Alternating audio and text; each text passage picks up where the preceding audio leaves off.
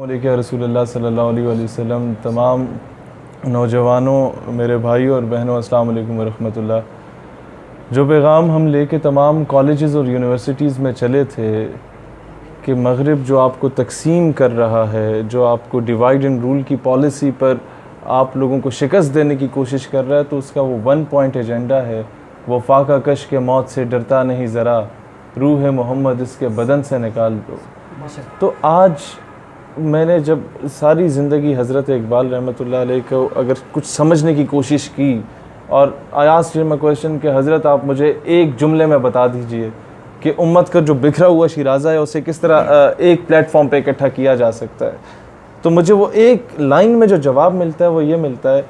کہ the power that can blow the dead body of Ummah is Islam and all that Islam lies in عشق رسول علیہ الصلوۃ والسلام، کہ وہ قوت جو مسلمانوں کے مردہ ضمیر کو جھنجھوڑ کے زندہ کر سکتی ہے، اس قوت کا نام اسلام ہے،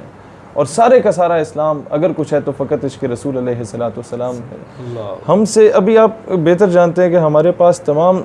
پولیٹیکل اور ریلیجیس آرگنائزیشنز کی جو یوتھ ونگز ہیں ان کی لیڈرشپ کا الائنس ہے۔ اب اکثر لوگ پوچھتے ہیں کہ آپ لوگوں کا جھکاؤ بابا جی کی طرف کیوں ہے؟ میں تو ان کی موجودگی میں بھی یہی جواب دوں گا کہ اگر کل بلاول ناموس رسالت کے لیے آ جائے تو ہم اس کے ساتھ ہو جائیں، کیوں نہیں آتے؟ آپ ذاتی مفادات کے لیے نکل سکتے ہیں تو حضور کی عزت و ناموس کے لیے نہیں نکل سکتے۔ تو the one who stands for ناموس رسالت، the one who take any sort of initiative for ختم نبوت صلی اللہ علیہ وآلہ وسلم، تو یہ جو یہاں پر کوئی چیز موجود ہے وہ مجبور کر دیتی ہے آپ کو اس کے پیچھے اللہ اکبر کہنے پر۔ تو آج میری تمام نوجوانوں سے درخواست ہے کہ جس طریقے سے آپ لوگ مدارس اور مساجد میں کام چل رہا ہے دین کا، ہمارے اس قوم کو اس غلامی سے کے شکنجے سے نکالنے کا، آج اتنی ہی بلکہ اس سے زیادہ ضرورت ہے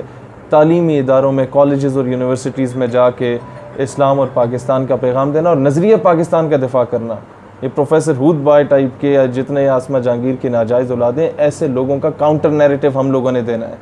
اور اسی وجہ سے ہم یہاں ان سے دعا لینے آئے ہیں کہ جو کام آپ کر رہے ہیں اللہ تعالیٰ وہ جرت،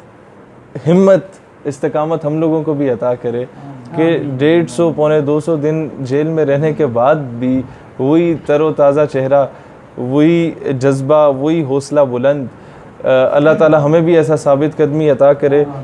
کہ اس حالت میں بھی اگر انہیں یہ کہیں کہ یہ معذور ہیں تو معذور یہ نہیں، ہماری سوچ معذور ہوگی۔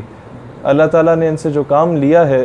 کہ ایک بہت سمپل سی بات ہے کہ آپ ان کے حق پہ ہونا یا حق پہ نہ ہونے کو اگر آپ دیکھیں، ایک جملے میں ڈیفائن کرنا چاہوں تو وہ یہ ہوگا کہ جب یہ گرفتار ہوئے تو گریٹ ولڈرز نے جشن منایا تھا اور کہا تھا کہ I would like to appreciate the government of Pakistan, کہ میں انہیں شاباشی دینا چاہتا ہوں کہ آپ نے ایسے شخص کو گرفتار کیا۔ اس بندے نے جشن منایا جو کہ گستاخانہ خاکے ہالینڈ میں شائع کر رہا تھا، اور آج جب یہ رہا ہوتے ہیں تو اسی کے پسینے چھوٹ رہے ہوتے ہیں۔ رہا تو یہ پاکستان میں ہو رہے ہیں، پسینے لوگوں کے کہاں کہاں چھوٹ رہے ہیں۔ تو ہم ہر اس شخص کے دست و بازو بنیں گے جو قادیانیت کے خلاف اور ختم نبوت صلی اللہ علیہ وسلم کے حق میں کھڑے ہوں گے، اور مجھے تو فخر ہے کہ ہم ایک ہی قوم، خطے، قبیلے، ایک ہی علاقے سے تعلق رکھتے ہیں، اور بابا جی سے بھی کہیں گے کہ آپ ہمارے لیے دعا کریں، اور کوئی نوجوانوں کو حضرت اقبال کی روشنی میں کوئی ایک شعر کی روشنی میں اگر کہنا چاہیں تو آپ۔ اللہ تعالیٰ آپ کے حوصلوں کو مزید بلند فرمائے، آمین۔ اور آپ جو مشن جاری رکھے ہوئے ہیں اس مشن کے لیے سارے نوجوان آپ کے ساتھ کھڑے ہو جائیں، اور پاکستان کا مستقبل انشاءاللہ پہلے بھی روشن ہے، مزید روشن ہو جائے گا۔ اور آپ نے جو بات کی ہے وہی اقبال نے کہا، زاں کے ملت را حیات از عشق اوست اور برگو ساز کائنات از عشق اوست۔ اقبال کہتا ہے امت مسلمہ اگر دوبارہ اپنا وقار بحال کرنا چاہتی ہے تو اس کا ایک ہی ذریعہ ہے کہ وہ اپنے دلوں کے اندر عشق رسول پیدا کرے۔ ہاں جی، بس یہی پیغام ہے اقبال کا، اور اقبال کے شاہین، جو اقبال شاہین تلاش کرتا وہ آپ نوجوان ہی ہیں، اور انشاءاللہ آپ کھڑے ہو جائیں، پوری دنیا میں پاکستان کا نام بھی بلند ہوگا اور دنیا دیکھے گی کہ وہ حضور کا غلام آ رہا ہے۔ واہ واہ، اللہ آپ کو آباد رکھے، اللہ آپ کا سایہ ہم پہ آباد رکھے، پاکستان ہمیشہ زندہ باد۔